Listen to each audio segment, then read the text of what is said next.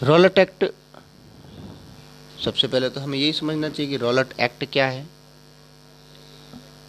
अब ये जो गांधी जी को अपने तीनों आंदोलनों में जो सफलता प्राप्त हुई थी, उससे गांधी जी भी बहुत उत्साहित थे।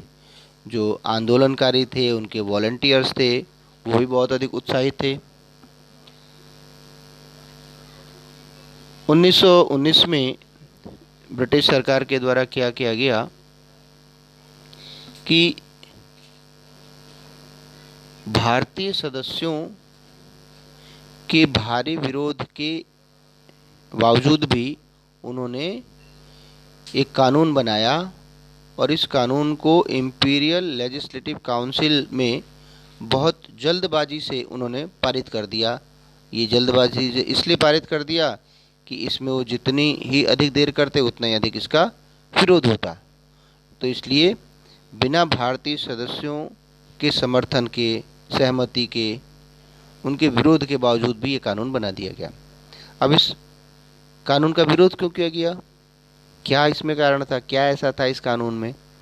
इस कानून के द्वारा सरकार को वो सभी तरह के अधिकार दे दिए गए जिसके द्वारा सरकार या उनके अधिकारी राजनीतिक गतिविधियों को पूरी तरह से कुचलने में सक्षम हो सकते थे। इसके अंतर्गत ये मुख्य कानून बनाया गया कि किसी भी व्यक्ति को सरकार केवल संदेह के आधार पर 2 साल तक बिना मुकदमा चलाए जेल में बंद रख सकती थी, उसको यह अधिकार मिल गया। और उसके विरुद्ध कोई भी व्यक्ति ना तो किसी कोर्ट में अपील कर सकता था, ना दलील दे सकता था, कुछ भी नहीं हो सकता था। अर्थात उसे 2 वर्ष तक जेल में रहना ही होता था।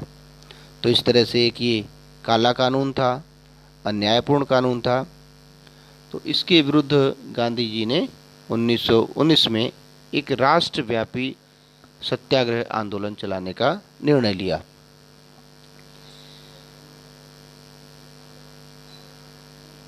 जैसे ही गांधी जी के द्वारा ये निर्णय लिया गया, 6 अप्रैल 1919 को यह हड़ताल शुरू होनी थी और लगभग पूरा देश शामिल था, क्योंकि गांधी जी को लगभग 4 वर्ष हो भी गए थे भारत में आए हुए, और उन्होंने देश की जनता से अपने को जोड़ा। और जो उनके 3 प्रारंभिक आंदोलन थे वो बहुत सफल रहे थे, इसलिए लोगों का विश्वास उन पर बढ़ता चला गया और लोग उनसे जुड़ते चले गए थे। जैसे गांधी जी ने इस रॉलेट एक्ट के विरुद्ध आंदोलन का आयोजन किया, उसमें सभी लोग धीरे धीरे जुड़ते चले गए। रेलवे वर्कशॉप में जो कामगार थे वो हड़ताल पर चले गए, दुकानें बंद हो गईं, मतलब व्यक्ति व्यक्ति जुड़ता चला गया। रेलवे, टेलीग्राफ जैसी संचार सुविधाएं भी भंग हो गईं, वो भी बंद हो गईं। और अंग्रेज सरकार बहुत भयभीत हो गई और इस भयभीत होने पर अंग्रेज सरकार ने जो राष्ट्रवादी लोग थे उन पर शोषण, दमन, ये सारा प्रारंभ कर दिया। अमृतसर में बहुत सारे नेताओं को बंदी बना लिया गया। गांधी जी के दिल्ली प्रवेश पर पाबंदी लगा दी गई और 10 अप्रैल को पुलिस ने अमृतसर में एक शांतिपूर्ण जुलूस पर गोली चला दी। इसके बाद लोग बैंकों, डाकखानों और रेलवे स्टेशनों पर हमले करने लगे। पूरे अमृतसर में मार्शल लॉ लगा दिया गया। मार्शल लॉ का अर्थ समझते हैं कि कोई भी व्यक्ति एक स्थान पर इकट्ठा नहीं हो सकता है।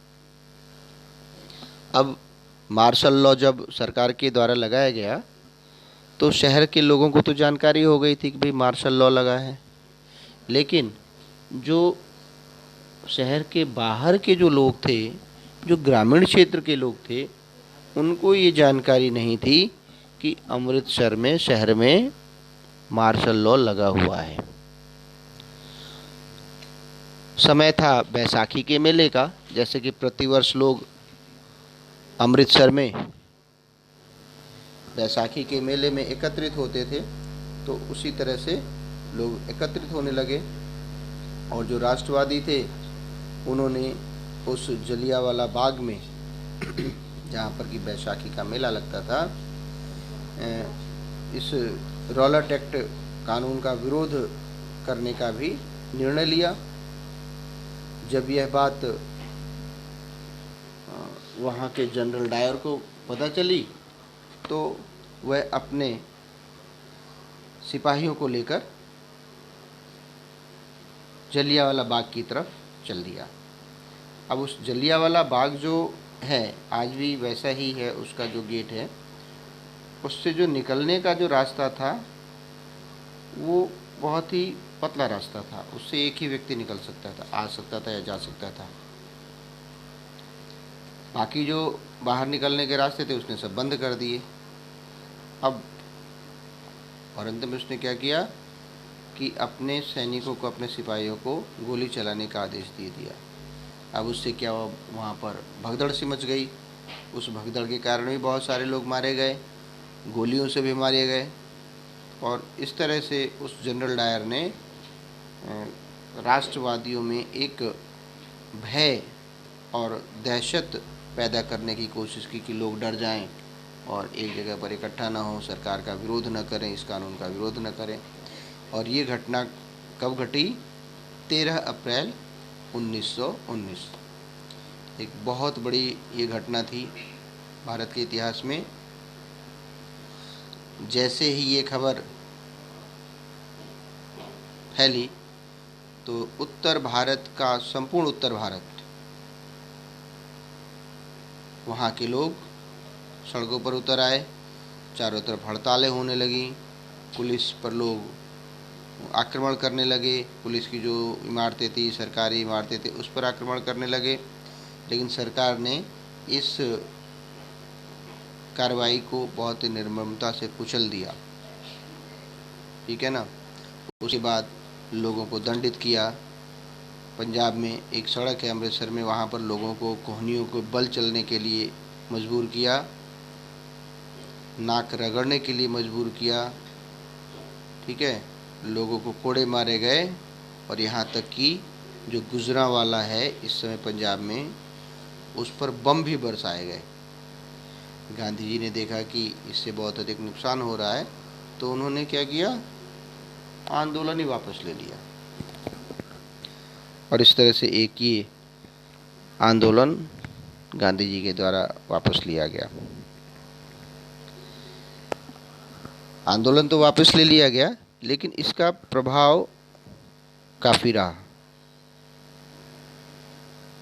जो संपूर्ण शहर और कस्बे थे वहाँ तक तो था ही, गांव में अभी पूरी तरह से नहीं पहुँचा। चर्चाएं थी कि इस तरह से आंदोलन हो रहा है, ये सारे समाचार तो थे, लेकिन वहाँ के लोग उतना सम्मिलित नहीं थे जिस तरह के सक्रिय रूप से अमृतसर के जनता थी। अब गांधी जी को ये लगता था कि अगर अंग्रेज़ों के विरुद्ध हमें आंदोलन चलाना है तो मुसलमानों को भी साथ लेना पड़ेगा, और बिना उनके सहयोग से एक शक्तिशाली आंदोलन खड़ा नहीं हो सकता है। गांधी जी को एक अवसर मिला। हमने प्रथम विश्व युद्ध पढ़ा 1914 से 1918, तो युद्ध समाप्त हुआ तो एक देश है तुर्की, उसको हम लोग ऑटोमन साम्राज्य भी कहते हैं। फर्स्ट चैप्टर में भी हम लोगों ने पढ़ा था, ध्यान में होगा आप लोगों के, कि बाल्कन प्रायद्वीप पर ऑटोमन साम्राज्य का नियंत्रण था। पूरा यूनान ऑटोमन साम्राज्य के नियंत्रण में था। तो उस बाल्कन प्रायद्वीप ने, यूनान ने ऑटोमन साम्राज्य के विरुद्ध एक आंदोलन किया और उसमें सफलता प्राप्त की और यूनान फिर स्वतंत्र हुआ। तो वही जो टर्की था उसका जो शासक था उसको खलीफा कहा जाता था, और वो विश्व भर के मुसलमानों का एक तरह से आध्यात्मिक नेता था, अर्थात धार्मिक गुरु था। उसके कारण से पूरे विश्व के मुसलमानों की उसके प्रति सहानुभूति होती थी। तो भारत के मुसलमानों को भी लगा कि भाई जो हमारा खलीफा है उसको गद्दी से उतार दिया जाएगा, उस पर ज़बरदस्ती संधि थोपी जाएगी। तो इन्होंने भी उसके खिलाफ नहीं, मतलब अंग्रेज़ सरकार के खिलाफ आंदोलन करने का निर्णय लिया। गांधी जी को यह अवसर लगा कि अगर इस समय हम मुसलमानों को इस आंदोलन के समर्थन में सहयोग करेंगे तो जो हम एक शक्तिशाली आंदोलन अंग्रेज़ों के विरुद्ध चलाना चाहते हैं उनको यहाँ से हटाने के लिए, उसमें हमें सफलता प्राप्त होगी। और इस तरह से मार्च 1919 में बम्बई में एक खिलाफत समिति का गठन किया गया। मोहम्मद अली और शौकत अली बंधुओं के साथ साथ कई युवा मुस्लिम नेताओं ने इस मुद्दे पर संयुक्त जन कार्रवाई की संभावना तलाशने के लिए महात्मा गांधी जी के साथ चर्चा शुरू कर दी थी। यानी इस खिलाफत आंदोलन का नेता कौन था? अली बंधु। कहीं भी अगर आएगा कि खिलाफत आंदोलन का नेतृत्व किसके द्वारा किया गया तो उसका उत्तर क्या होगा? अली बंधु, शौकत अली और मोहम्मद अली। तो इस तरह से जब चर्चा शुरू हुई कि किस तरह से इस पर हम लोग साथ साथ आएँ, सितंबर 1920 में कलकत्ता में एक कांग्रेस का अधिवेशन हुआ और उस कलकत्ता अधिवेशन में गांधी जी ने जो कांग्रेस के दूसरे नेता थे उनसे बातचीत की, वार्ता की, उनके मन की शंकाओं को दूर किया और उन्हें भी इस बात के लिए राजी कर लिया कि खिलाफत आंदोलन के समर्थन और स्वराज के लिए एक असहयोग आंदोलन शुरू किया जाना चाहिए, यानी दोनों के लिए सामूहिक आंदोलन। तो किस अधिवेशन में? कलकत्ता अधिवेशन में। अब बात यह आती है कि इस आंदोलन को असहयोग ही नाम क्यों दिया गांधी जी ने? भाई कुछ और भी नाम दे सकते थे, लेकिन उन्होंने असहयोग नाम दिया। कारण क्या? पढ़ते हैं तो ध्यान में आता है कि गांधी जी ने 1909 में एक पुस्तक लिखी थी जिसका नाम था हिंद स्वराज।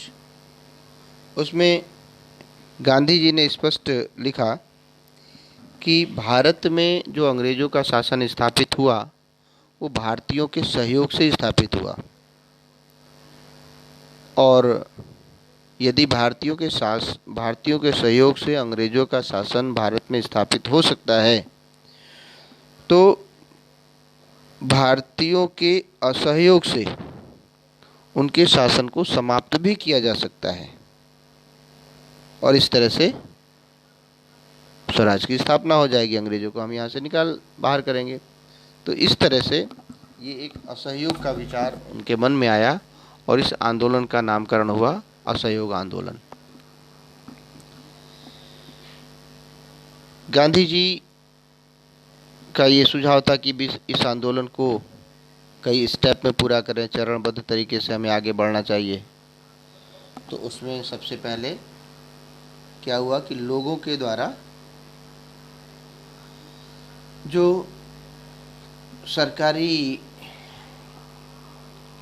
सरकार के द्वारा पदवियां दी गई थी उसको वापस कर दिया गया। सरकारी नौकरियों, सेना, पुलिस, अदालतों, विधायी परिषदों, स्कूलों और विदेशी वस्तुओं का क्या होना चाहिए? बहिष्कार होना चाहिए। जैसे इस समय आप लोग देख रहे हैं कि चीनी सामानों का बहिष्कार हो रहा है, जो मोबाइल में चीनी ऐप हैं उनका बहिष्कार हो रहा है भारतीयों के द्वारा। इसी तरह से उस समय भी विदेशी वस्तुओं का बहिष्कार किया गया था और उसका बहुत अधिक प्रभाव देखने में आता है, वो आगे पढ़ेंगे हम लोग। और गांधी जी ने यह भी कहा कि अगर सरकार किसी तरह के दमन का रास्ता अपनाएगी इस आंदोलन को समाप्त करने के लिए तो एक नया अभियान शुरू किया जाएगा। और इस तरह से ये आंदोलन का श्री गणेश हुआ।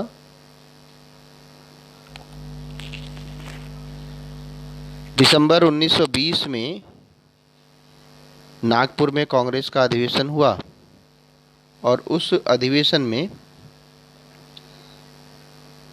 एक समझौता हुआ और ये निर्णय लिया गया कि अंग्रेज सरकार के विरुद्ध एक शक्तिशाली असहयोग आंदोलन चलाया जाएगा, अर्थात असहयोग कार्यक्रम पर स्वीकृति प्रदान कर दी गई नागपुर के कांग्रेस अधिवेशन में 1920 में। और इस तरह से एक शक्तिशाली आंदोलन चलाने का निर्णय लिया गया। और इस तरह से ब्रिटिश सरकार के विरुद्ध असहयोग खिलाफत, क्योंकि खिलाफत भी चल रहा था ना, मुसलमानों को समर्थन दिया गया था उस टर्की के शासक को, खलीफा को फिर से उसके पद पर बिठाने के लिए अंग्रेज़ों के विरुद्ध, इसलिए इसको असहयोग खिलाफत कहा जाता है।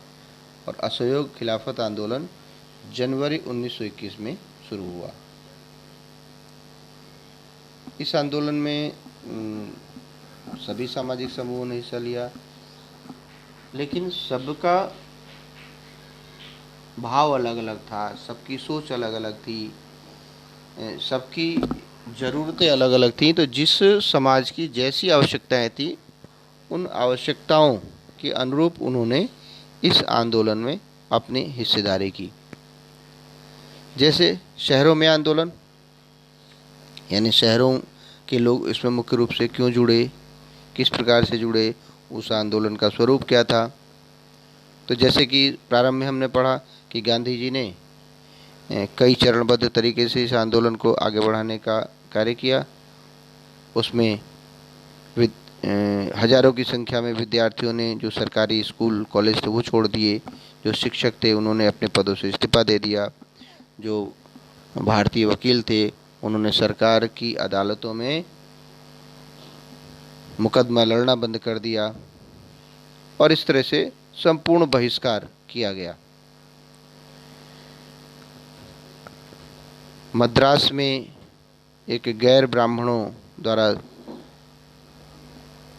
संगठन बनाया गया था जिसको जस्टिस पार्टी कहा जाता था। उस पार्टी के द्वारा बहिष्कार नहीं किया गया।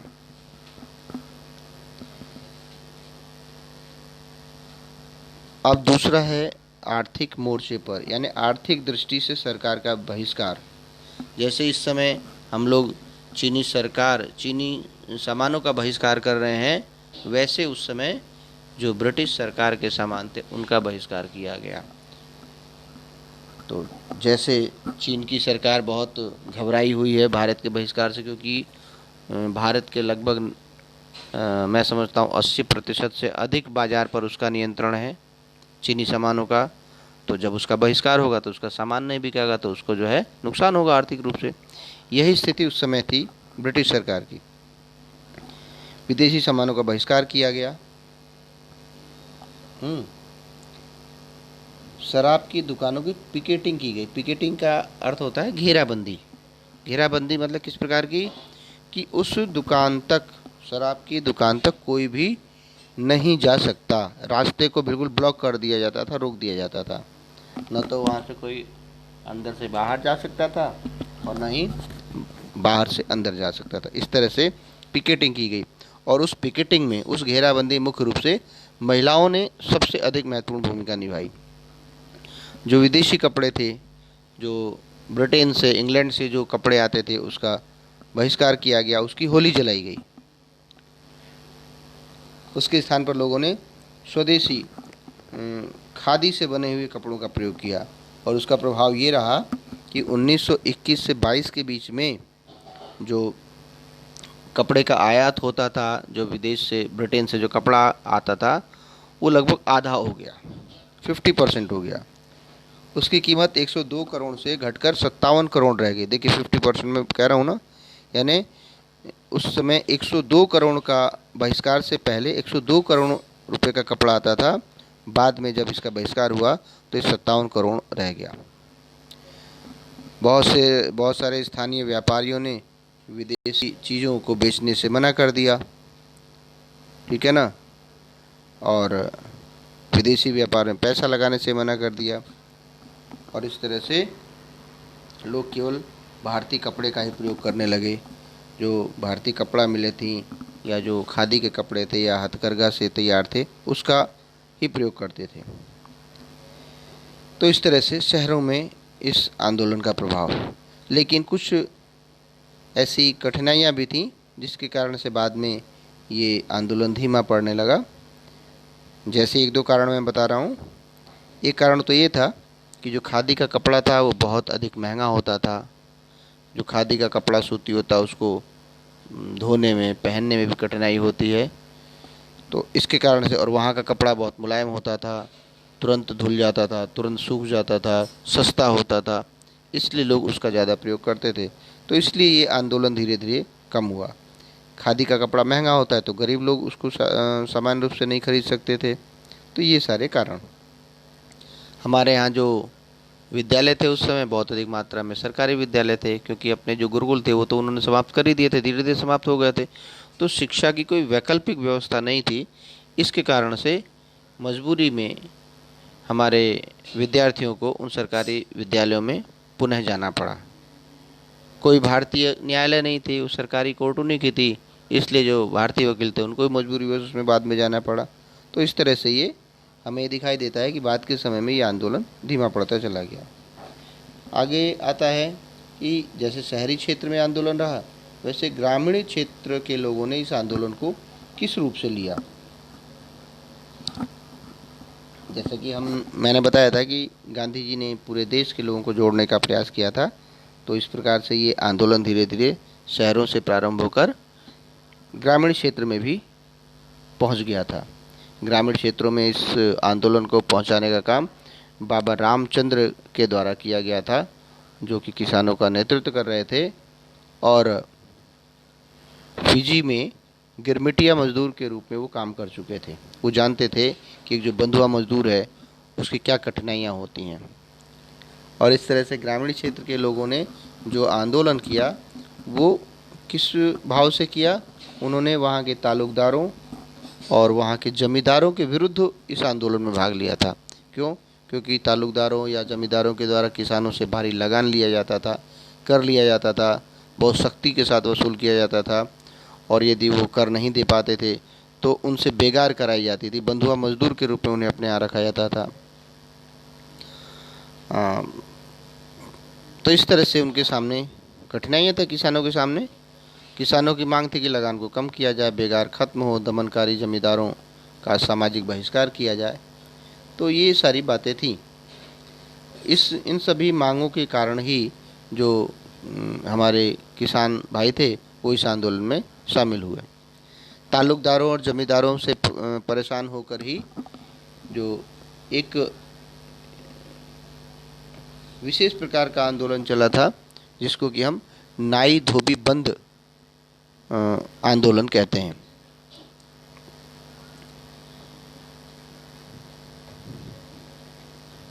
क्योंकि जमींदारों के द्वारा इन पर भी अत्याचार किया जाता था, तो इन्होंने ये कहा कि भाई नाई धोबी यानी जो हमारी सुविधाएं हैं वो जमींदारों को नहीं मिलेंगी।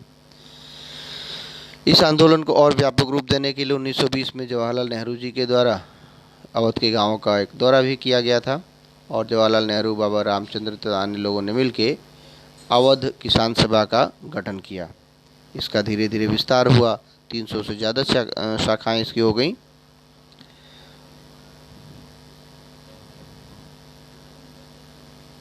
बाद के समय में 1921 में जब इस आंदोलन का और विस्तार हुआ तो ताल्लुकदारों और व्यापारियों के मकानों पर हमले होने लगे, बाज़ारों में लूटपाट होने लगी, अनाज के गोदामों पर कब्जा कर लिया गया। बहुत सारे स्थानों पर स्थानीय नेता किसानों को समझा रहे थे कि गांधी जी ने ऐलान कर दिया है कि अब चिंता की कोई बात नहीं है, अब कोई लगान नहीं भरेगा और जितनी ज़मीन है वो गरीबों में बांट दी जाएगी, लेकिन ऐसा हुआ नहीं। दूसरा हम देखते हैं कि जो हमारा आंध्र प्रदेश है यानी वनवासी आदिवासी, उन्होंने किस रूप में लिया। तो आंध्र प्रदेश की गुडेम पहाड़ियों में जो वनवासी लोग रहते थे, आदिवासी लोग रहते थे, उन्होंने एक गुरिल्ला आंदोलन प्रारंभ किया इन अंग्रेजी सरकार के विरुद्ध। वहाँ पर जो अल्लूरी सीताराम राजू एक बहुत ही महान क्रांतिकारी हुए उस क्षेत्र में, गुडेम की पहाड़ियों में, और जिनसे अंग्रेज़ सरकार बहुत घबराती थी, उनके द्वारा इस गुरिल्ला युद्ध नीति का नेतृत्व किया गया उन लोगों को लेकर। हम लोगों ने 9th क्लास में, 9वीं क्लास में पढ़ा होगा, हम लोगों ने पढ़ा एक पाठ कि उपनिवेशवाद और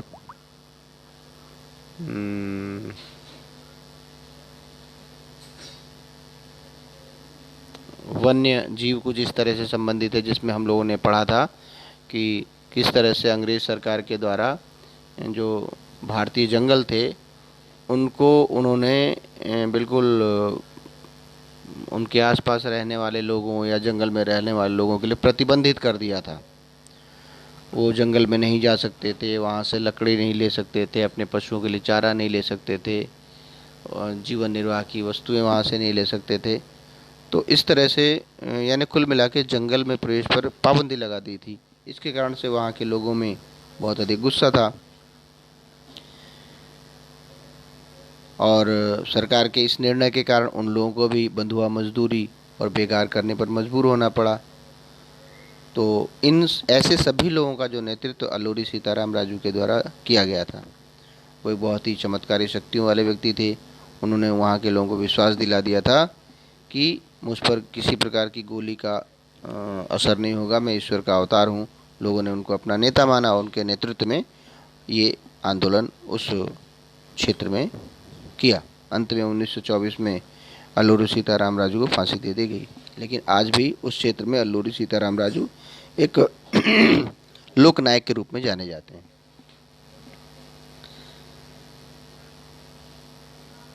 अगला हम देखते हैं बागानों में स्वराज। बागान का मतलब, बागान किसे कहते हैं? वह क्षेत्र जहाँ पर किसी विशेष प्रकार की खेती काफ़ी अधिक व्यापक क्षेत्र में की जाती है, उसको बागान बोला जाता है। जैसे हम लोग जानते हैं आसाम में चाय के बागान हैं, दक्षिण भारत में कॉफ़ी के बागान हैं कुछ, या कहीं पर पान की खेती बहुत अधिक मात्रा में की जाती है, कहीं पर केले की खेती बहुत अधिक मात्रा में की जाती है, कहीं पर पपीते की खेती बहुत अधिक मात्रा में की जाती है, जैसे जम्मू कश्मीर सेब की खेती बहुत अधिक मात्रा में की जाती है। तो बागान है। तो बागान के लोगों ने स्वराज इस आंदोलन को किस रूप में लिया? स्वराज के रूप में किस रूप में लिया? क्योंकि बागान में कार्य करने वाले लोगों को 1859 में एक इंग्लैंड इमिग्रेशन एक्ट के तहत अनुबंधित किया गया था, यानी एग्रीमेंट किया गया था। ये एग्रीमेंट शब्द ही बाद में अपभ्रंश होकर गिरमिटिया हो गया, तो इसीलिए उसको गिरमिटिया मजदूर कहा जाता है। एग्रीमेंट से गिरमिट हो गया, गिरमिट से गिरमिटिया हो गया। तो उस एक्ट के तहत क्या था कि कोई भी मजदूर बिना इजाज़त के बागान से बाहर नहीं जा सकता। हालांकि किसी को बागान से बाहर जाने की छूट नहीं दी जाती थी। उनको एक बार अगर वो बागान में आ गया तो वो फिर बंधुआ मजदूर के रूप में ही उसको कार्य करना पड़ता था। बागान छोड़कर वो अपने घर नहीं जा सकता था, किसी से संपर्क नहीं रख सकता था। इसलिए तो इन लोगों को लगा कि भाई अब गांधी राज आ गया है, स्वराज आ गया है, तो हम लोगों पर से ये जो अनुचित नियंत्रण लगाए गए हैं वो सब क्या हो जाएंगे? समाप्त हो जाएंगे। और इस कारण से जब असहयोग आंदोलन के बारे में यहाँ के लोगों ने जाना तो उन्होंने अपने यूरोपियन अधिकारियों के आदेशों की अवहेलना करनी प्रारंभ कर दी, बागान छोड़ दिए, घर को चल दिए। और उनको लगा कि जब हम गांव जाएंगे तो हमारी ज़मीन मिल जाएगी, हम उस पर खेती करेंगे।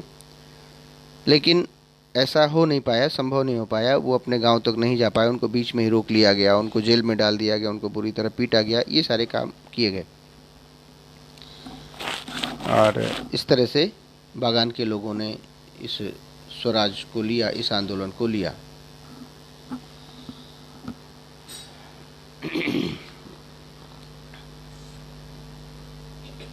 तो कहने का अर्थ ये है कि जिस क्षेत्र के लोग थे, उनकी जिस तरह की आवश्यकताएं थी, उस रूप में उन्होंने इस आंदोलन को लिया। उनको लगा कि हमारी जो आवश्यकताएं हैं वो इस आंदोलन के पश्चात पूरी हो जाएंगी, लेकिन वो संभव नहीं हो सकी। कारण क्या था कि जब ये आंदोलन अपने बिल्कुल शिखर पर था, शिखर पर अर्थात कि जब बिल्कुल अंग्रेजी सरकार भय से कांप रही थी, उसको लग रहा था कि अब हम इस आंदोलन को नहीं रोक सकते क्योंकि इसका विस्तार बहुत अधिक हो गया था, तभी एक घटना घटित हुई। वो क्या घटना थी कि भारत में एक राज्य है उत्तर प्रदेश, जिसको आप लोग जानते होंगे मेरे ख्याल से, क्योंकि आप लोग वहीं के रहने वाले हैं उत्तर प्रदेश के। उस उत्तर प्रदेश में एक बहुत ही महत्वपूर्ण ज़िला है और आजकल तो हमेशा चर्चा में रहता है। क्यों चर्चा में रहता है? क्योंकि वहीं से संबंधित हैं हमारे उत्तर प्रदेश के मुख्यमंत्री योगी आदित्यनाथ जी। वहाँ पर एक गोरखनाथ जी का मंदिर है, उस मठ के वो मठाधीश हैं। तो इसलिए भी ये गोरखपुर ज़िला काफ़ी जो है चर्चा में रहता है। तो उस समय भी था ये। गोरखपुर में एक स्थान है चौरी चौरा। उस चौरी चौरा स्थान पर जो हमारे आंदोलनकारी थे वो बहुत ही अपना उत्साह के साथ इस आंदोलन को चला रहे थे। उसी स्थान पर एक पुलिस चौकी थी। तो हमारे आंदोलनकारी भी उत्साहित थे और पुलिस, जो अंग्रेज़ पुलिस थी, वो भी उत्साहित थी। उसको लगा कि हम इस आंदोलनकारियों को रोक देंगे। उन आंदोलनकारियों और पुलिस के बीच एक पहले झड़प हुई, छोटी सी कहासुनी हुई, बाद में वो हिंसक टकराव के रूप में बदल गई। इन आंदोलनकारियों को गुस्सा आया, ये अपने क्रोध पर नियंत्रण नहीं कर पाए और कहा जाता है कि इन आंदोलनकारियों के द्वारा उस पुलिस चौकी में आग लगा दी गई। जैसे ही आग लगी, आग बढ़ने लगी, तो उसमें रहने वाले जो अंग्रेज़ के सिपाही थे वो भागने लगे। तो इन आंदोलनकारियों ने क्या किया कि उन सिपाहियों को पकड़कर उस आग में दोबारा फेंक दिया, अर्थात उन सबकी मृत्यु हो गई। जैसे ही गांधी जी को ये मालूम चला कि जो ये असहयोग आंदोलन है ये हिंसक हो गया है, कहाँ पर? गोरखपुर स्थित चौरी चौरा बाजार में। चूँकि गांधी जी इस आंदोलन को अहिंसक चलाना चाहते थे, वो नहीं चाहते थे कि किसी प्रकार से आंदोलन हिंसक हो, अहिंसा के रूप में चलाना चाहते थे। वैसे ही फरवरी 1922 में गांधी जी ने एक जो शक्तिशाली आंदोलन चल रहा था और भारतीयों को लग रहा था कि अंग्रेज़ सरकार को अब घुटने टेकने ही पड़ेंगे, हमारी मांगों को मानना ही होगा, उसी समय बिल्कुल पीक पर था आंदोलन, शिखर पर जिसको बोला जाता है। गांधी जी ने असहयोग आंदोलन वापस लेने का क्या कर लिया? फैसला ले लिया, अर्थात आंदोलन स्थगित हो गया, समाप्त हो गया एक तरह से, क्योंकि गांधी जी को लगता था कि आंदोलन हिंसक हो गया है। और जो हमारे सत्याग्रही हैं उनको अहिंसात्मक आंदोलन चलाने के लिए एक ट्रेनिंग की, प्रशिक्षण की आवश्यकता है, तभी हम अहिंसक आंदोलन चला पाएंगे। हालांकि कांग्रेस के जो प्रमुख नेता थे, कुछ नेता, उन्होंने विरोध भी किया। पूरे भारत में एक घोर निराशा का वातावरण पैदा हो गया, क्योंकि सभी लोगों की आशाएं थीं उस आंदोलन से, लेकिन वो उन आशाओं पर गांधी जी के द्वारा आंदोलन वापस लेने के कारण तुषारापात हो गया। तो इस तरह से एक निराशा छा गई। दूसरा भी कारण था कि कांग्रेस के कुछ नेता, जैसा कि इसमें लिखा हुआ है, कुछ इस आंदोलन से थक भी गए थे। उनको लगता था अरे ये तो बहुत बोरिंग है, क्या करेंगे, कब तक चलेगा ये, प्राप्त होगा भी हमारा उद्देश्य या नहीं होगा। तो इस तरह से तो ये एक प्रमुख आंदोलन गांधी जी के द्वारा, देशव्यापी आंदोलन गांधी जी के द्वारा चलाए गए पहला आंदोलन था, जिसको हम असहयोग आंदोलन के नाम से जानते हैं। तो इस तरह से ये इस पाठ का ये पहला टॉपिक, प्रमुख टॉपिक पूरा हुआ। नेक्स्ट वीक में हम सविनय अवज्ञा आंदोलन के बारे में पढ़ेंगे, नमक यात्रा के बारे में पढ़ेंगे, और जैसे कि असहयोग आंदोलन को विभिन्न क्षेत्र के लोगों ने कैसे सहयोग किया, कैसे समर्थन किया, किस रूप में भाग लिया, वो सारी चीज़ हम इसमें अगले सप्ताह में पढ़ेंगे। आप लोगों को करना है कि मैंने पीडीएफ भेज दिया है, उस पीडीएफ में से जितना पहले मैंने इस असहयोग आंदोलन, प्रथम विश्व युद्ध, ये सारे चीज़ बताया, समझाया है, इसको पढ़ना है। फिर उसके बाद सविनय अवज्ञा आंदोलन को पढ़ना है आपको।